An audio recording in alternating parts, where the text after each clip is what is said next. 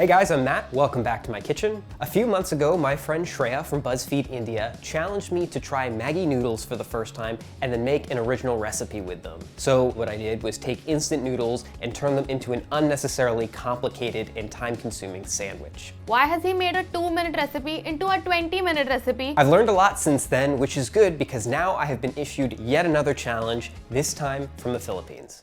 Hey Matt, my name is Cheska. I am from Manila, and today I'm very excited to introduce to you a Filipino favorite ingredient slash condiment, and that is none other than the bagoong, or the fermented shrimp paste. The one I have here is the regular ginisang bagoong. It also comes in different flavors, so there's sweet, there's spicy, and if you can't make up your mind, there's also sweet and spicy. Normally we would have this as a dip for our green mangoes, our boiled vegetables. We also add them in our dishes with pork, with stir-fried vegetables, with other meat. We also add them to our rice as fried rice, like bagoong fried rice. Oh my gosh, I'm so hungry. So I challenge you, Matt, to create your own bagoong dish using your creative chef mind. And I'm going to try to remake that here with my very limited cooking skills. And let's see if my Filipino palate approves. Also, a word of caution, this does smell really bad, especially when you're cooking it. So it's gonna smell pretty much everywhere. I would apologize to your neighbors if you live in like a condo or apartment. But it's all worth it. It's all worth it. I promise you. Kaya mo yan. Alrighty, Cheska, challenge accepted. I'm gonna go and try and find this salty, stinky condiment.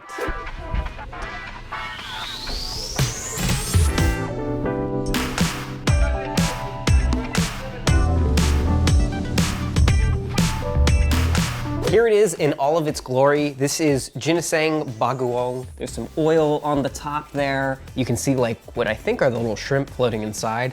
Let's give it a shot. There we go.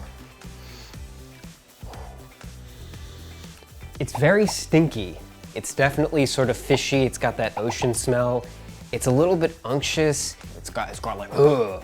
I don't know how to describe it. It's got like a huh to it. Let's give it a taste. 3, 2, 1.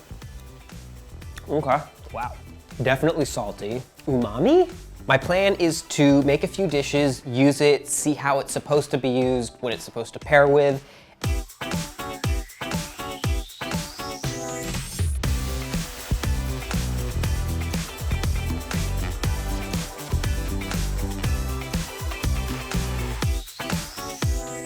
So I went ahead and tried 3 different recipes just to sort of see the range of what you could make and to gain a better understanding of it. First and foremost, I just have some green mangoes that I'm going to dip in it. Then I have a bagoong fried rice. And then finally, I have this pork belly stew.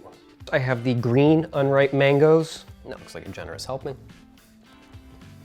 This works very well together. The mango is nice and crunchy, but that pairs super, super well with the saltiness of the bagoong. And now we have the fried rice. It adds like a nice saltiness to it. Wow, I love that. That's my favorite so far. All right, and then let's try the stewed pork. These two, man, are so good. When you eat it, it warms you all the way down. It's like not too spicy, but it's like just enough that you're like, oh, hello, you're there. This is gonna take a little thought. I need to meditate a bit, see what bagoong would fit well in, and when I come back, I'll kind of have an idea, and let's see what we can whip up.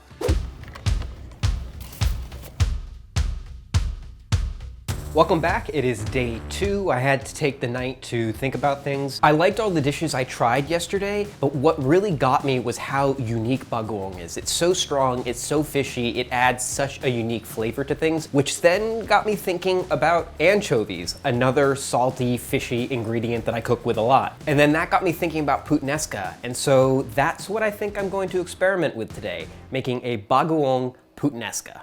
To get started, my pan is preheating over medium-high heat, and I'm adding olive oil. Now I am adding onions and garlic. Give that a nice stir. Everyone gets nice and coated in the oil. And I'm letting this cook for a few minutes just until the onions are nice and softened. That looks excellent. Now I'm adding some capers for a little bit of brininess, some red pepper flake for heat, and finally my bagoong. I'm gonna go with 1 tablespoon.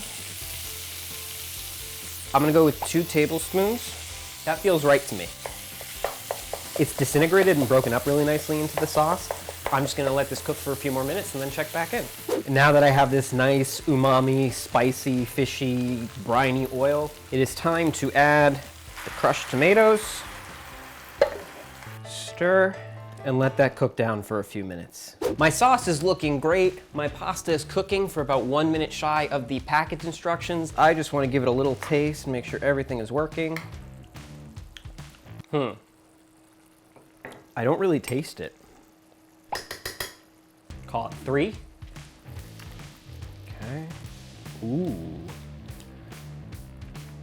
Now it reads for me. Everything feels pretty balanced to me. So I'm just gonna add my last 2 ingredients, my chopped olives and oregano. Nice stir. Before I get rid of my pasta, reserve like half a cup of water, add my pasta, and I am at capacity. And very gently stir it in. And I'm going to add my pasta water. Just get everything to loosen up. The starch in the water is gonna help the sauce cling to the pasta. It's gonna help it thicken up a little bit. And there we have it. Bagoong puttanesca. Here goes nothing. See how I did. Honestly, I'm really pleased with how this turned out. You can taste like the fishiness from the bagoong and adds a little bit of umami to it. It adds a nice saltiness to it. Goes with the capers and the olives. It's got a little spice to it. I would probably make this again. I'd be more inclined to make this again because they sell bagoong in giant jars and they sell anchovies in little teeny packages. Unfortunately, I am not the judge of this. I am going to send my recipe back to Cheska to see what she thinks, and hopefully she likes my bagoong puttanesca.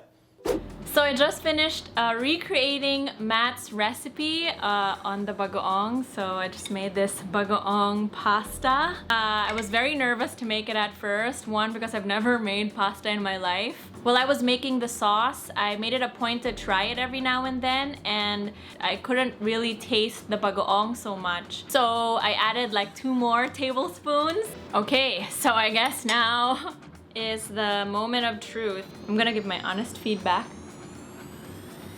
Oh, good, but I would probably add another bagoong in there, another dollop of bagoong. No, she said there's not enough. As far as pastas are concerned, this is a pretty good dish. But if you would tell me that it had bagoong in there, it didn't feel like it was the star of the show.